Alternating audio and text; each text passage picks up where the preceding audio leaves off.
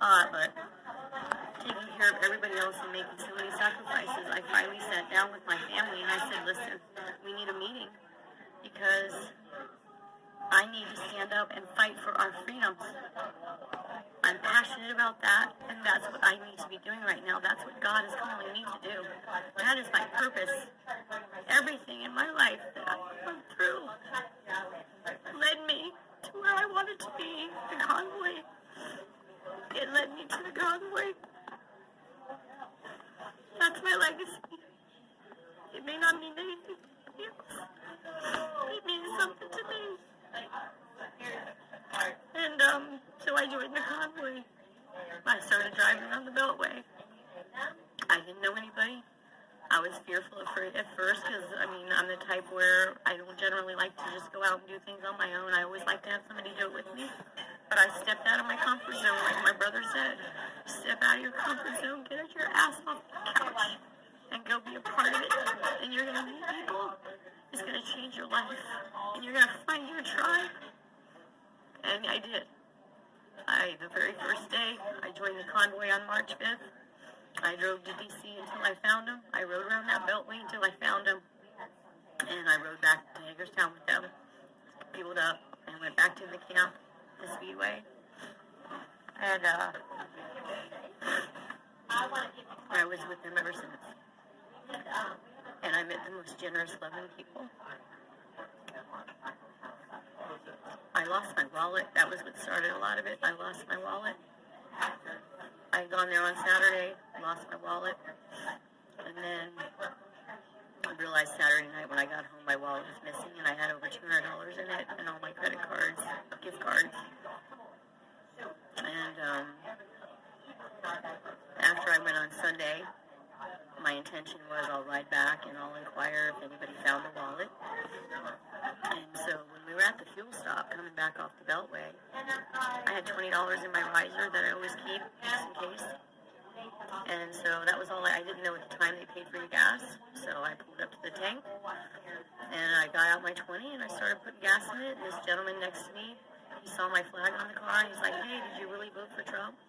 Because initially everybody had flags, political flags in addition to your American flag. And I said, heck yeah, I did. So we started a conversation. And then in conversation, I was like, yeah. He's like, how come you only put 20 in your tank? I said, well, because I lost my wallet last night and this is all I got. And I didn't know this man from Boo. And he said, well, we're going to have to change that situation right now. I'm going to go in and get you some money. Wow. And I was just kind of like, huh? Did I just hear him correctly? And sure enough, he went inside to the ATM, and I went inside to get my gas receipt, and he walked over to me, and he handed me over $100 in my hand. That was the spirit of the individuals at the Speedway, of the patriots at the Speedway, when we first arrived in Hagerstown. That drew me to them and to those individuals. He was so kind. He was my angel. Every day there's an angel in our life, and you have to recognize when God's put that individual in your life. And he was my angel that day. And I was so humbled by his gesture, because he didn't know me from Adam. Right. And he just heard that I lost my wallet. And then when I said to him, I can never repay you, his answer to me was, I'm blessing you. Take it as a gift and don't worry about it. And I thought I'd never see that man again.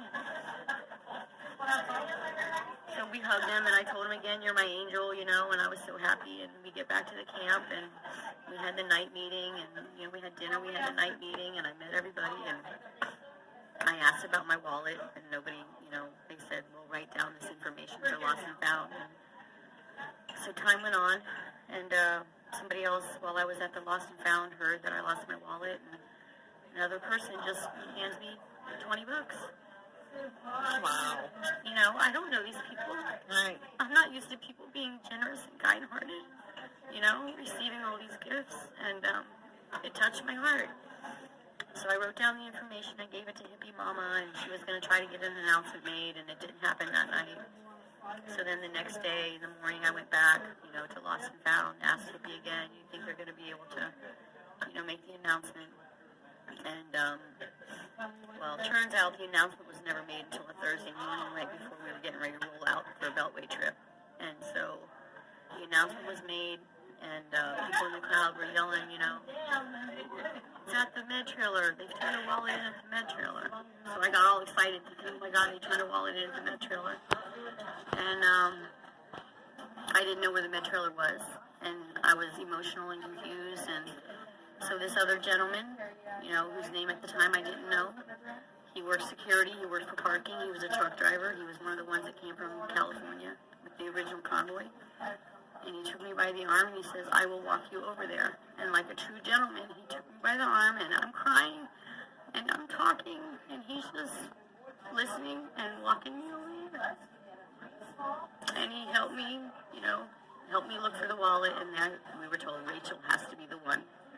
She's the one in charge of the med trailer. If there's a wallet that was turned in, she would have it. But she's not here now, so you'll have to come back later today.